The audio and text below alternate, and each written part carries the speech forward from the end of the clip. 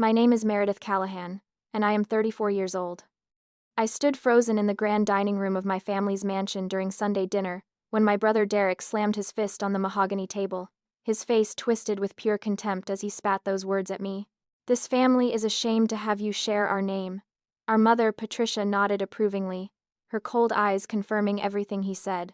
I felt my entire world crumbling around me in that moment, but before I could even respond, Grandma Harriet's cane struck the floor with a sharp crack. The old woman's voice cut through the room like a blade, and everything changed forever. Before we dive into what happened next, I would love to know where you are watching from today. Drop your location in the comments below so I can say hello. If you enjoy stories about family betrayal, redemption, and justice finally being served, please hit that like button and subscribe to the channel. Trust me, you do not want to miss what my grandmother said next, and the revenge that followed will leave you speechless. To understand what happened that night, you need to know my story from the beginning. I grew up in the shadow of my older brother Derek, who was 4 years my senior, and the undisputed golden child of the Callahan family. From the moment I could form memories, I remember my parents comparing me to him, and I always came up short. Derek was athletic. I was clumsy. Derek was charming. I was quiet. Derek was destined for greatness, and I was simply there, existing in the background like a piece of furniture nobody really noticed. My father Harold was a successful real estate developer who built the Callahan family business from nothing. He worked 18-hour days and built an empire worth millions, but he died suddenly of a heart attack when I was only 12 years old. That loss shattered me in ways I still cannot fully describe. My father was the only one who ever made me feel seen, who told me that being quiet and thoughtful was a strength, not a weakness.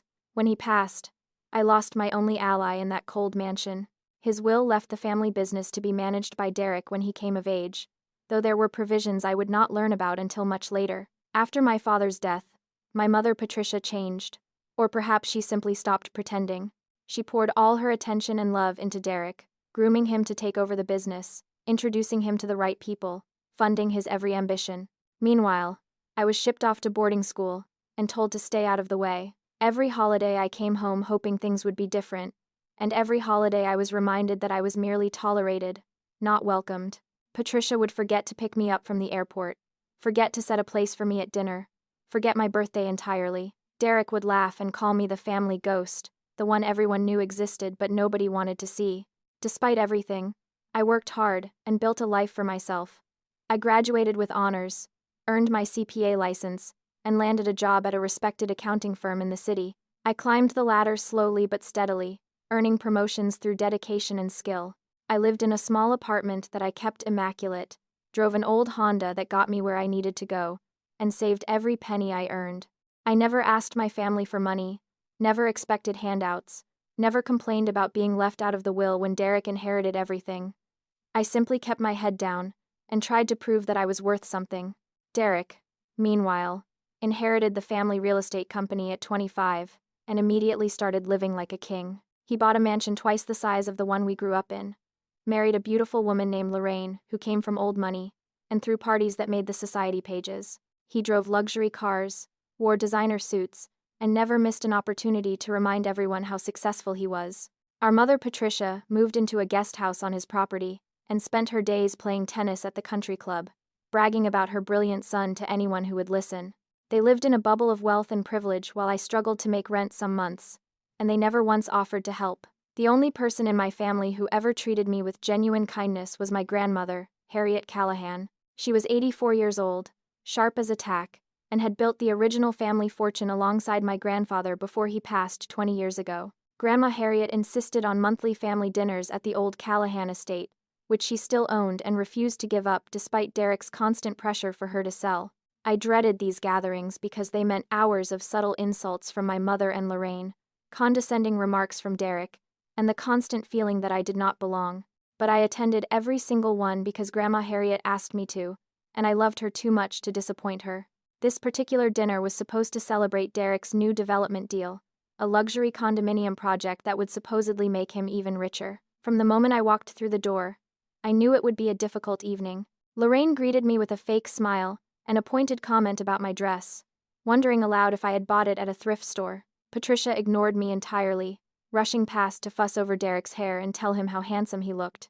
Derek gave me a smirk and asked if I had finally found a husband yet, or if I was still too boring for any man to tolerate. I sat at the end of the long dining table, as far from everyone else as possible, and tried to make myself small. The conversation revolved entirely around Derek and his accomplishments, his brilliant business moves, his beautiful wife, his expensive vacations, his plans to expand the company even further. Lorraine made sure to mention their recent trip to Paris at least 6 times, and Patricia gushed about the grandchildren she hoped they would give her soon. Nobody asked about my recent promotion at work, the one I had worked 3 years to earn. Nobody noticed the new watch I had saved 6 months to buy. I might as well have been invisible. Then the conversation took a turn that changed everything. Grandma Harriet cleared her throat and mentioned that she had been thinking about her future. She had suffered a health scare the previous month, a minor heart episode that had scared all of us, and it had made her reflect on what would happen to her estate when she was gone. Derek immediately sat up straighter, his eyes lighting up with interest. He started talking about family legacy and the importance of keeping the Callahan name strong, by which he meant giving him everything. Lorraine nodded eagerly, already calculating the numbers in her head. I quietly said that Grandma should do whatever made her happy, that her estate was hers to distribute as she saw fit. I meant it sincerely, with no ulterior motive, but Derek exploded as if I had declared war. He slammed his fist on the table so hard the silverware rattled, and his face contorted with rage.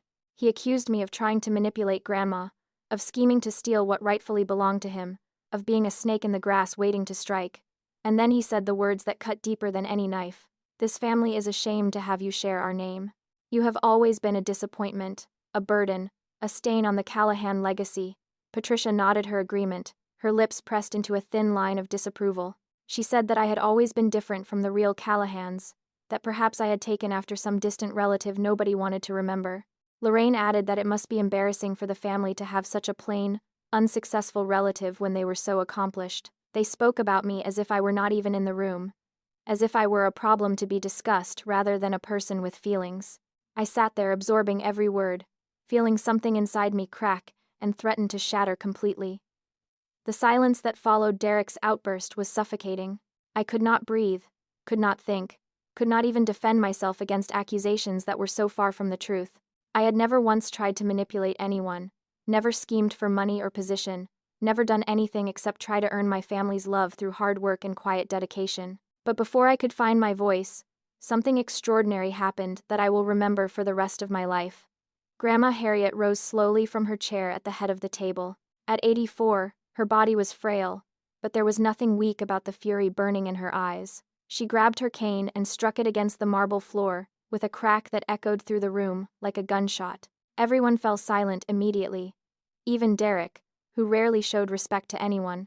Grandma stood there for a long moment, surveying her family with an expression of profound disappointment, and when she finally spoke, her voice was cold enough to freeze the blood in my veins. She told Derek that he should be ashamed of himself, that his father would be turning in his grave if he could hear the vile words that had just come out of his son's mouth. She said that she had been watching her grandchildren carefully for years, observing how they treated her when they thought nobody was paying attention. Meredith, she said, was the only one who visited her without an ulterior motive, the only one who called just to ask how she was feeling, the only one who remembered her birthday without being reminded. Derek, on the other hand, had visited her exactly twice in the past year, and both times he had asked for money for his business ventures. Patricia tried to interrupt, to defend her precious son, but Grandma silenced her with a single look. She said that Patricia had failed as a mother, that she had raised one child to be a bully, and abandoned the other to fend for herself. She said that she was disappointed in what her family had become, that greed and cruelty had replaced love and loyalty somewhere along the way. The words hung in the air like accusations at a trial, and nobody dared to speak. Then Grandma made an announcement that turned our entire family upside down. She said that she was revising her will, effective immediately. The Callahan estate, the family fortune she had spent her lifetime building, would not automatically go to Derek as everyone had assumed. Instead, it would be left to the grandchild who proved themselves worthy of the Callahan name, not through wealth or status, but through character, integrity, and genuine love for family. She would be watching closely for the next 6 months, and at the end of that time, she would make her final decision. The estate was worth approximately $12 million, not including her personal investments and jewelry collection. Derek's face went pale as he calculated what he stood to lose.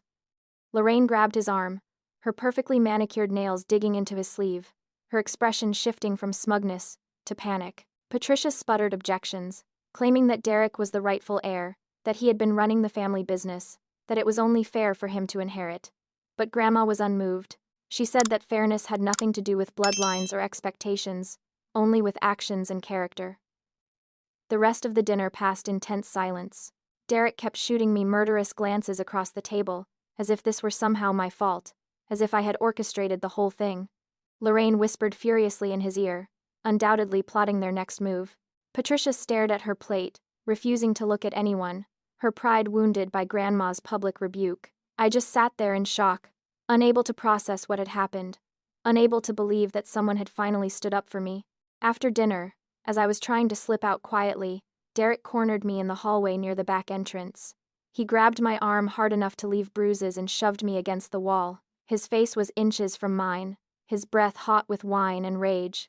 He told me that I had better not try to steal what was rightfully his, that he had worked too hard to let some pathetic little nobody take his inheritance. He said that if I knew what was good for me, I would call Grandma tomorrow and tell her I wanted nothing, that I did not deserve to be considered. Lorraine appeared beside him, her beautiful face twisted with ugly hatred.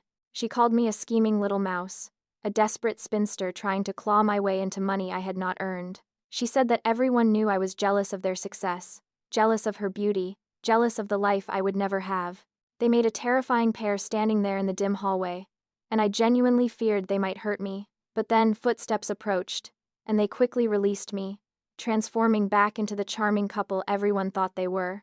Patricia pulled me aside before I left, her grip on my elbow firm and her voice cold. She told me to know my place, to remember who I was and who I was not. She said that Derek had earned his position through hard work and sacrifice, while I had done nothing but embarrass the family with my mediocre life. She told me that if I had any decency, I would withdraw from this competition and let my brother have what he deserved.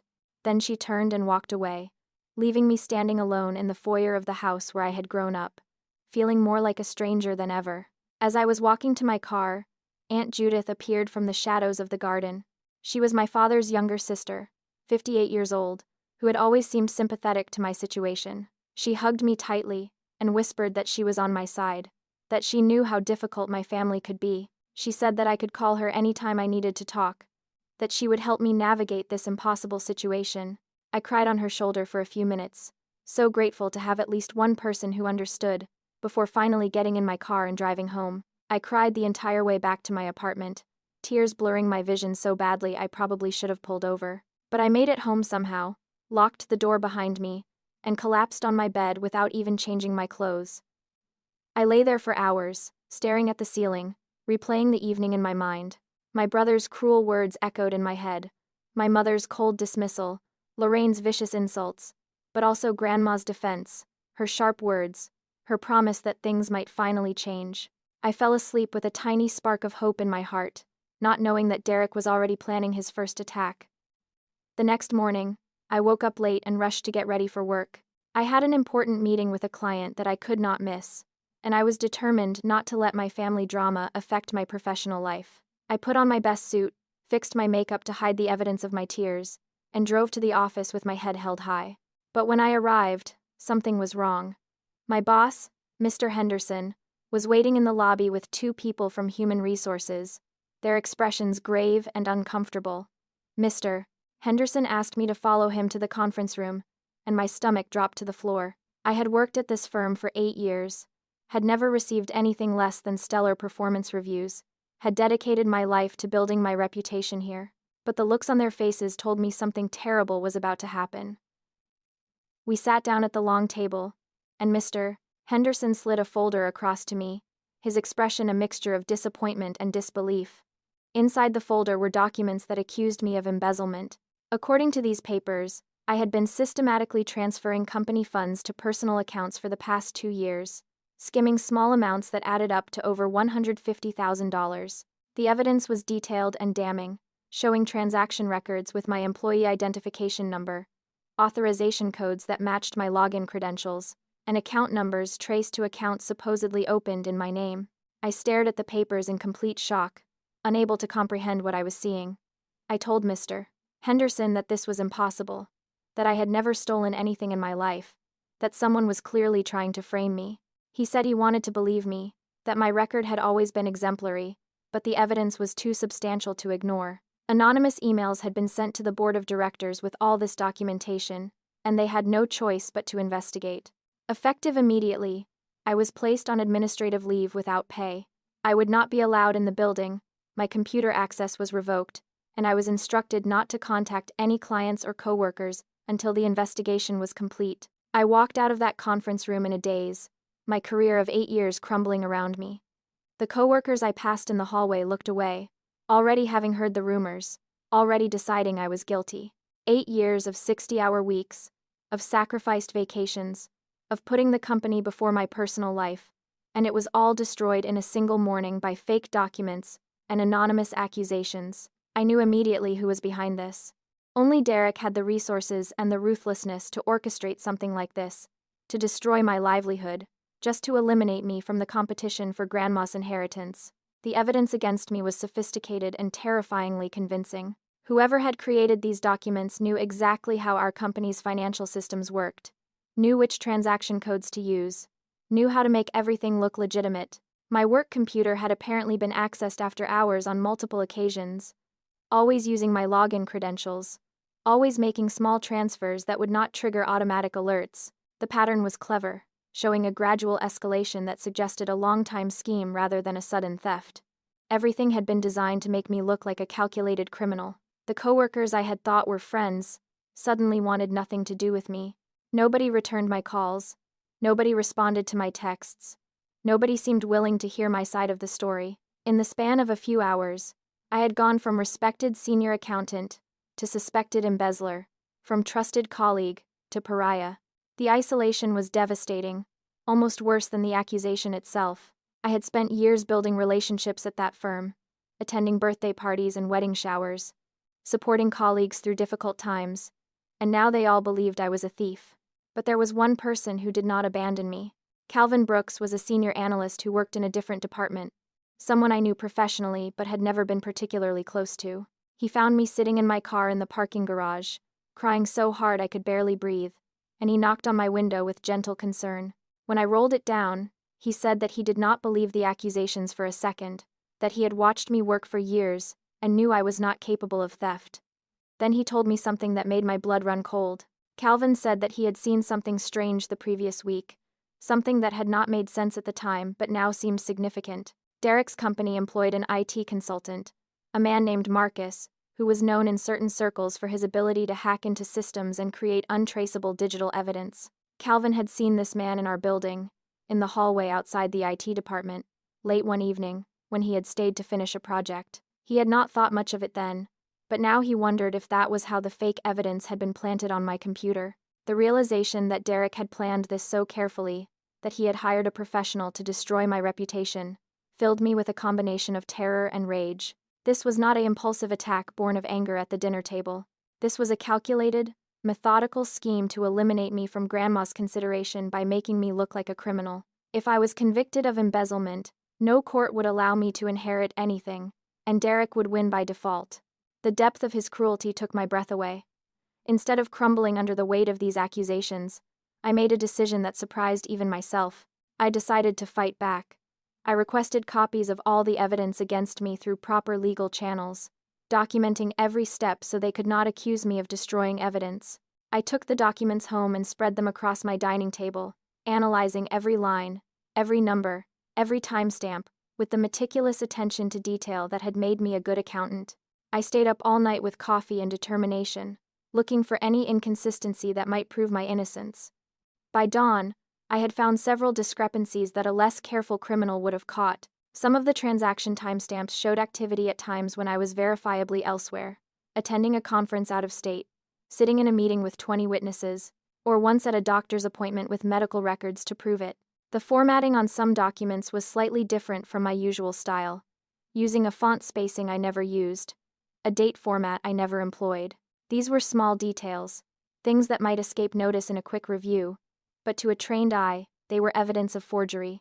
Calvin helped me compile this evidence secretly, meeting me at coffee shops and public libraries where we could work without being observed. He risked his own job to help me, knowing that if anyone discovered what he was doing, he would be fired immediately. I asked him why he was taking such a risk for someone he barely knew, and he said that he had been framed for something once, early in his career, and someone had helped him clear his name. He was just paying it forward, he said, and besides, he could not stand to see injustice go unchallenged. Just as I was beginning to feel hopeful, just as I was gathering enough evidence to potentially clear my name, another blow landed. My landlord called with news that made my stomach drop.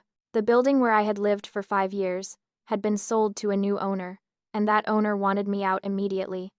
I had 72 hours to vacate the premises, no extensions, no negotiations. When I asked who had bought the building, the landlord said he was not allowed to disclose that information, but I already knew. There was only one person who would buy an entire apartment building just to throw me out on the street. The next few days were a nightmare of packing, crying, and desperately searching for somewhere to go. My savings were frozen pending the embezzlement investigation, so I could not put down a deposit on a new apartment. I had no friends close enough to impose upon for more than a night or two. The shelters in the city were full, and motels were expensive enough that I would burn through my cash within weeks. I genuinely considered sleeping in my old Honda, parking in different lots each night to avoid being noticed. Derek had been thorough in his cruelty. He had used a shell company to purchase my building, keeping his name off all the paperwork, making it impossible for me to prove he was behind the eviction. The timing was perfect, hitting me when I was already reeling from the embezzlement accusation, when I had no resources to fight back. He was systematically dismantling my life piece by piece, destroying my career and my home in the same week, making sure I had nothing left to stand on. Then Aunt Judith called with what seemed like a lifeline. She had heard about my troubles through the family grapevine, she said, and she was horrified by what Derek was doing. She offered me a room in her house, a quiet place where I could stay as long as I needed, free of charge. She said that families should stick together during hard times, that she could not stand by while her niece suffered. I was so grateful I could barely speak, so relieved to have somewhere safe to go that I almost cried on the phone. I moved into Judith's guest room with the few possessions I had managed to save, mostly clothes and important documents and a box of photographs from my childhood. Her house was modest but comfortable, decorated with family pictures and antique furniture, and she had prepared the room with fresh flowers and clean sheets as if I were an honored guest. That first night, she made me tea and sat with me in the kitchen, listening as I poured out all my fears and frustrations. She held my hand and told me everything would be all right, that we would figure this out together. Over the next few days, I shared everything with Judith. I showed her the evidence I had gathered, explained my strategy for proving my innocence, told her about Calvin and his discovery about the IT consultant. She listened attentively, asking thoughtful questions, seeming genuinely invested in helping me. She promised to talk to Patricia, to try to reason with the family, to find some way to make peace. I felt hope for the first time since that terrible dinner, believing that I finally had an ally who could help me navigate this impossible situation. But I had made a fatal mistake. 2 days after moving in with Judith, Derek showed up at my former workplace with new evidence that countered every point I had prepared. He had documents proving I was not actually at the conference when I claimed, photographs showing someone who looked like me at the office during the disputed timestamps, witnesses who were willing to swear they had seen me acting suspiciously. Every piece of evidence I had gathered, every inconsistency I had found, he had an explanation for. It was as if he had known exactly what I was going to present. He did not just present this evidence privately to HR. He made a public spectacle of it, confronting me in the lobby of the building where I used to work, in front of dozens of my former colleagues. He called me a disgrace to the family name, a criminal who would stop at nothing to get her hands on money she had not earned.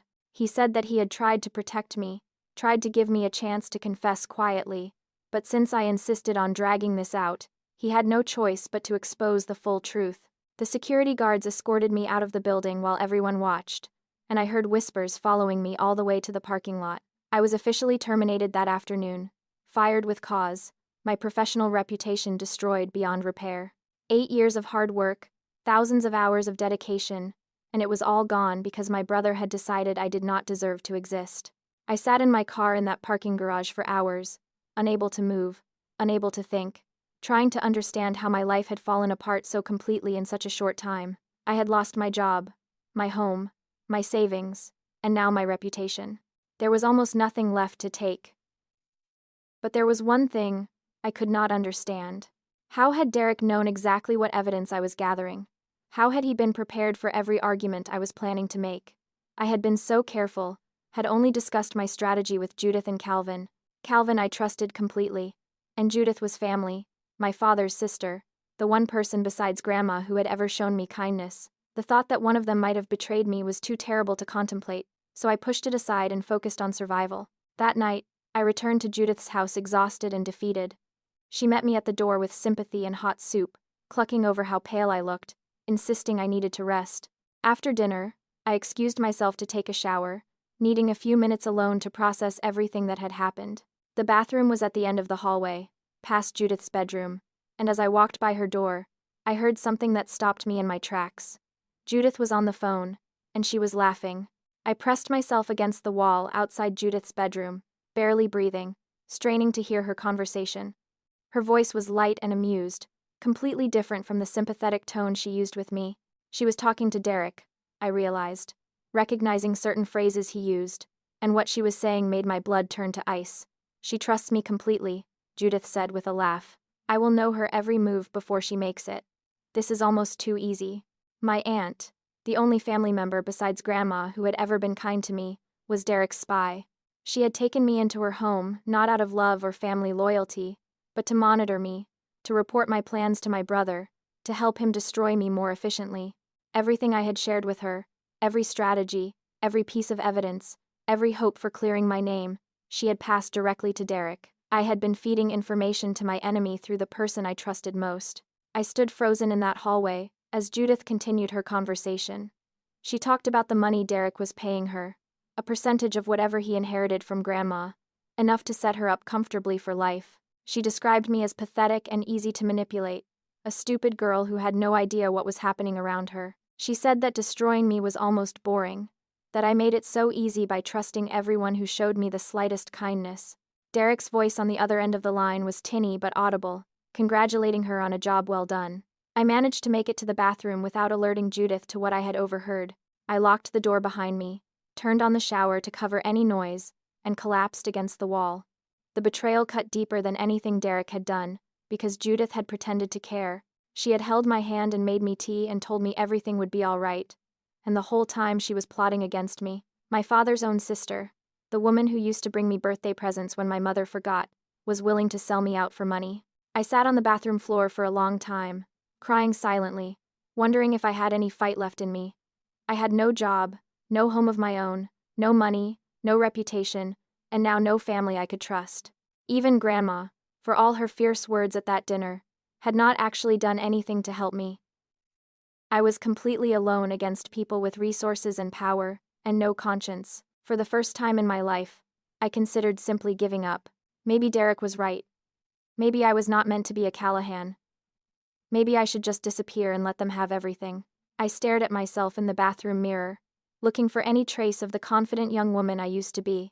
My eyes were red and swollen, my hair was limp and unwashed, and I looked 10 years older than I had a month ago. This was what they had reduced me to, a broken shell hiding in a bathroom while her own aunt laughed about destroying her.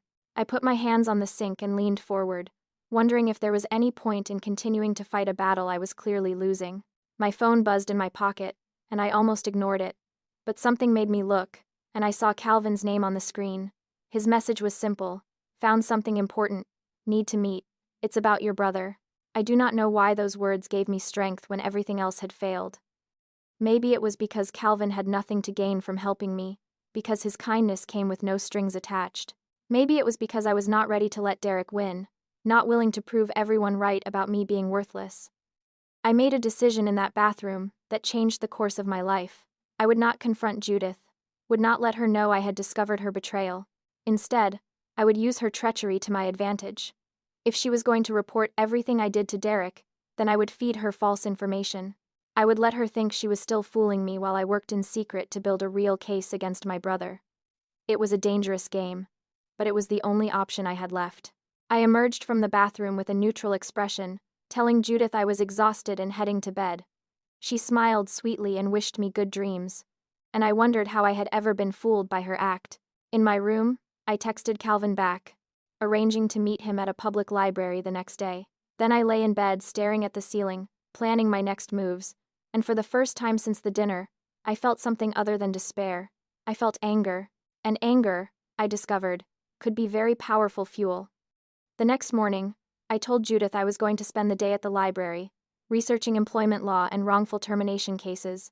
She nodded sympathetically and said that sounded like a good use of my time, and I knew she would be on the phone to Derek the moment I left. Let her report that, I thought. Let them think I was focused on getting my job back, while I worked on something much bigger. Calvin was waiting for me at a table in the back of the library, surrounded by stacks of papers and looking like he had not slept in days. He pushed a folder across to me, his expression grave, and said that what I was about to see would change everything. I opened the folder and began to read, and within minutes I understood that this was not just about me anymore. Derek was not just trying to hurt his sister. He had been defrauding our grandmother for years.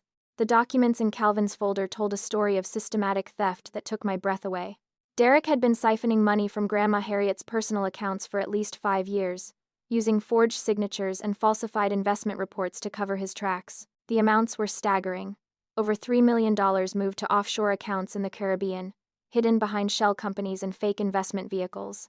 Our grandmother, who trusted her grandson to help manage her finances, had been robbed blind without ever suspecting. Calvin explained how he had found this information.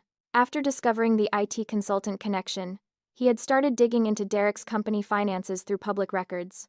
What he found was a house of cards. The development projects Derek bragged about were hemorrhaging money. The luxury lifestyle he flaunted was funded by debt and stolen funds. The family company our father had built was on the verge of collapse, propped up only by the money Derek was stealing from Grandma. He desperately needed her inheritance not because he wanted it, but because without it, everything would fall apart.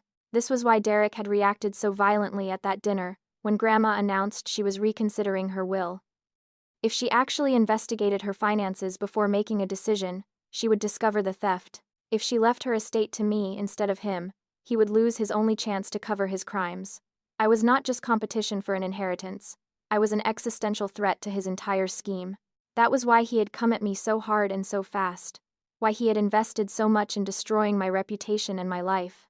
Calvin and I spent days building our case, gathering evidence through public records, financial databases, and careful investigation. We found the connection between Derek's shell companies and the accounts where Grandma's money had been moved. We discovered that Lorraine was not just a passive beneficiary, but an active participant, her signature appearing on several of the fraudulent documents. We even found evidence suggesting that Patricia knew about at least some of the fraud, having received payments from one of the shell companies around the time Grandma's money disappeared. The challenge was proving all of this without tipping off Derek. Thanks to Judith's betrayal, he knew about my original defense strategy, but he did not know I had discovered his fraud. I needed to keep it that way until I had enough evidence to bring him down completely. So I continued living in Judith's house, continued sharing false information about my supposed legal plans, continued pretending to be a beaten, desperate woman with no options left. To test whether Judith was still reporting to Derek, I told her I was meeting with a lawyer at a specific coffee shop to discuss a wrongful termination lawsuit. I described the lawyer in detail, gave her the exact time and location, made it seem like this was my big move. Then Calvin and I watched from a parking lot across the street as 2 of Derek's business associates showed up at the coffee shop at exactly that time, looking around for someone who was not there. Judith had taken the bait completely. With confirmation that my counterintelligence strategy was working, I grew bolder, but Derek was not done attacking me. A few weeks after I moved in with Judith, I received a summons that made my hands shake. Derek was petitioning the court to have me declared mentally incompetent and placed under his guardianship. He claimed I was delusional, that I was making wild accusations against family members, that I was a danger to myself and others. He had found a psychiatrist willing to testify that based on my behavior, I was suffering from paranoid delusions that required intervention.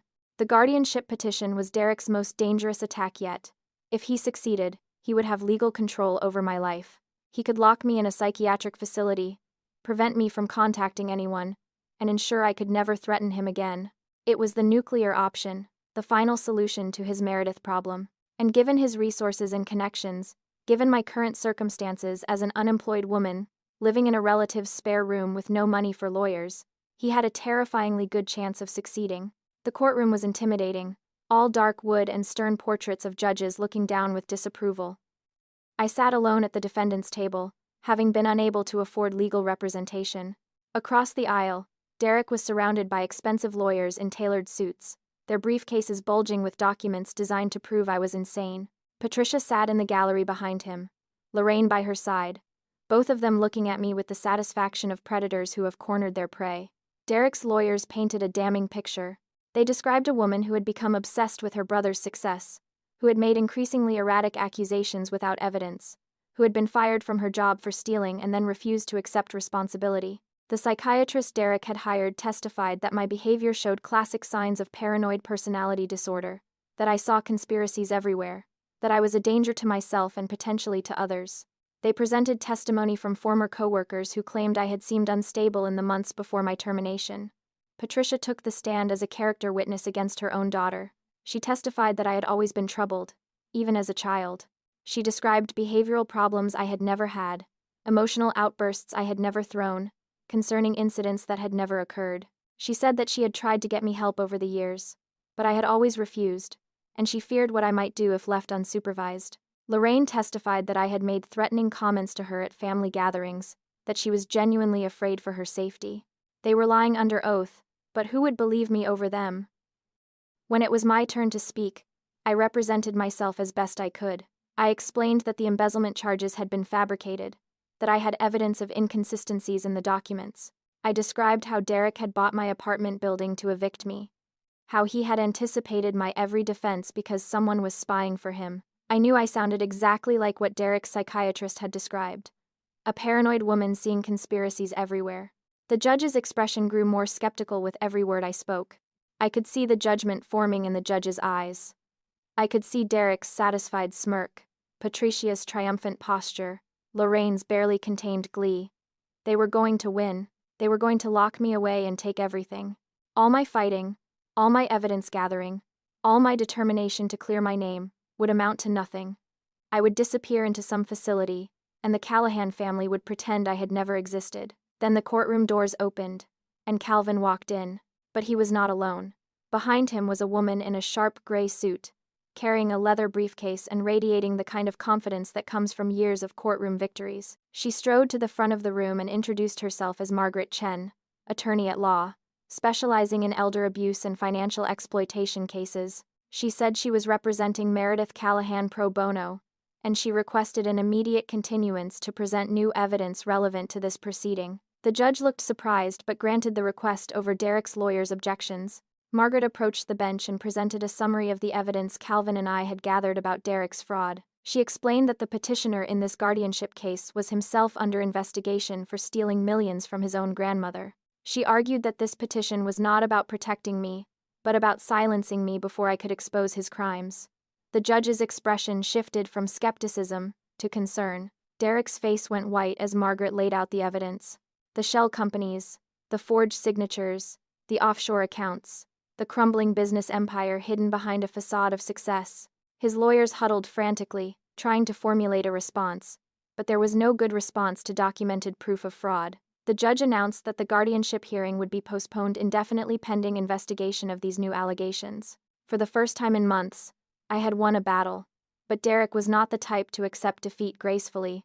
That night, as I was walking to my car after meeting with Margaret to discuss next steps, I found my car vandalized. The tires were slashed, the windows shattered, and red paint had been splashed across the hood, spelling out the word liar. Shattered glass covered the driver's seat, and someone had left a dead rat on the dashboard. It was a message, crude but effective, warning me what would happen if I continued to fight. Over the following days, the intimidation escalated. I received anonymous threatening phone calls at all hours.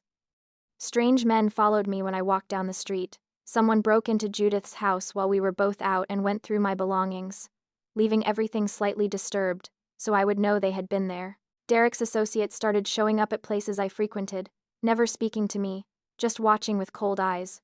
I was terrified, but I refused to back down. Then, late one night, my phone rang with a number I did not recognize. When I answered, Grandma Harriet's voice came through, sounding tired but determined. She said she needed to see me, that there was something I needed to know, something she should have told me long ago. She told me to come to the estate at dawn, alone, and to make sure nobody followed me. "It is time you knew the whole truth," she said, and then she hung up before I could ask any questions. I arrived at the Callahan estate just as the sun was breaking over the horizon, painting the old mansion in shades of gold and rose. The house looked different in the early morning light, less imposing and more melancholy, like a grand dame remembering better days. I parked my borrowed car in the circular driveway and walked around to the garden behind the house, where Grandma had told me to meet her. She was sitting on a stone bench beneath the oak tree my grandfather had planted on their wedding day, wrapped in a shawl against the morning chill. At 84, Grandma Harriet looked more fragile than I had ever seen her, the recent stress having taken a visible toll on her health. But her eyes were still sharp, still fierce, still the eyes of the woman who had built an empire alongside her husband and refused to let anyone take it from her. She patted the bench beside her, and I sat down, my heart racing with anticipation. For a long moment, she just looked at me, studying my face as if seeing me for the first time. Then she began to speak, and what she told me changed everything I thought I knew about my family, my father, and my place in the Callahan legacy. Grandma told me that she had known about Derek's fraud for months, not the full extent, not all the details I had uncovered, but enough to know that her grandson had been stealing from her. She had discovered discrepancies in her financial statements and hired a private investigator to look into them quietly. What he found had broken her heart but not surprised her. She had watched Derek grow up, had seen the entitlement and cruelty he tried to hide, had worried for years about who he was becoming. The announcement at that dinner about reconsidering her will had not been impulsive, it had been a test. She wanted to see how Derek would react, whether the threat of losing his inheritance might prompt him to confess and make amends. Instead, he had launched a vicious campaign to destroy his own sister, confirming every fear Grandma had about his character. She had been watching and waiting, gathering her own evidence, preparing to act when the time was right, but there was more. Grandma reached into her shawl and pulled out a key, pressing it into my palm. This key, she said, opened a safe deposit box at the First National Bank downtown. Inside that box was something that had been hidden for over 20 years, something that would change my life. She told me that my father Harold had known, even before his death, that Derek could not be trusted with the family legacy. He had seen the cruelty in his son, the greed, the willingness to hurt others for personal gain. Before he died, my father had created a second will, one that Patricia and Derek never knew existed. In this will, he left his personal investments, separate from the family business, to me. These investments had grown over 2 decades to be worth approximately $2 million, money that should have come to me when I turned 25. But Patricia and Derek had suppressed this will, had hidden it from the probate courts, had absorbed my inheritance into Derek's company, without ever telling me it existed. I sat there in stunned silence, trying to process what I was hearing. My father had not forgotten me. He had not left me with nothing while giving everything to Derek. He had tried to protect me, to ensure I would be taken care of, and his own wife and son had stolen that protection from me. The years of struggling to make rent, of driving a broken-down car, of being told I did not deserve to be a Callahan, all of it had been built on a lie. I had been robbed of my birthright by the people who should have loved me most. Grandma handed me a thick envelope containing documents she had gathered over the past months. Bank records showing how my inheritance had been moved into Derek's company, copies of the suppressed will with my father's signature, testimony from a lawyer who had been paid to look the other way when the will was hidden. Everything I would need to prove what had been done to me, and to reclaim what was rightfully mine. She told me that she had also contacted her own lawyer, that she had revised her will to leave the Callahan estate to me entirely, not because of the competition she had announced, but because I had already proven my worth simply by being who I was. She said that she was sorry she had not acted sooner, that she had hoped Derek would change, that she had not wanted to believe her own family was capable of such cruelty, but she was done waiting, done hoping, done giving people chances they did not deserve. We sat together in the garden as the sun rose higher, grandmother and granddaughter finally understanding each other. She told me about my father, about how proud he had been of me, about how he had talked about my kindness and intelligence and determination. She showed me a letter he had written before his death, addressed to me, that Patricia had intercepted and hidden. In it, he told me that I was the best part of the Callahan family, and that he knew I would make him proud. I was crying too hard to speak when we heard the front door of the mansion slam open. Voices echoed across the lawn, loud and angry and growing closer. Through my tears, I saw Judith running toward the house, her phone pressed to her ear. She had followed me, she had heard everything. And now Derek and Patricia and Lorraine were storming toward the garden, their faces twisted with rage, ready for a final confrontation. They came at us like a storm, Derek in the lead with murder in his eyes, Patricia and Lorraine flanking him like loyal lieutenants. Judith brought up the rear, still clutching her phone, having fulfilled her role as spy one final time. They stopped a few feet from the bench where Grandma and I sat, and for a moment, nobody spoke. The morning birds had gone silent, as if even nature knew something terrible was about to happen. Derek spoke first, his voice shaking with barely controlled fury. He demanded to know what lies Grandma had been filling my head with, what schemes I had convinced her to participate in. He said that it was obvious I had been manipulating a sick old woman, taking advantage of her declining mental faculties to steal what belonged to him. He turned to Patricia, and said that this proved what he had been saying all along, that I needed to be put somewhere I could not cause any more damage. Patricia stepped forward, her face a mask of cold contempt. She told Grandma Harriet that she was clearly not competent to manage her own affairs, that this conversation proved she needed someone to make decisions for her.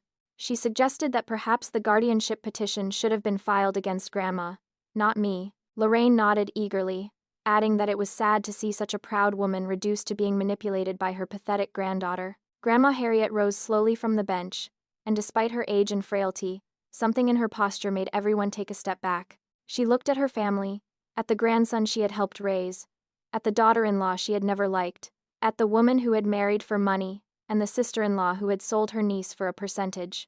When she spoke, her voice was calm but carried the weight of absolute authority. She said that she had heard enough. She had heard accusations without evidence, cruelty without remorse, greed without shame. She had watched her family tear itself apart over money, had watched her grandson destroy his own sister to protect his secrets, had watched everyone she loved choose wealth over honor, and she was done.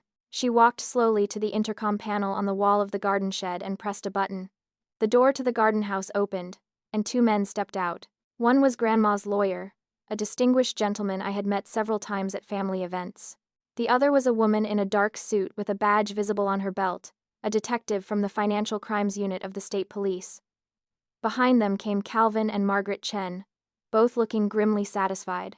They had been there the whole time, listening, recording, documenting everything.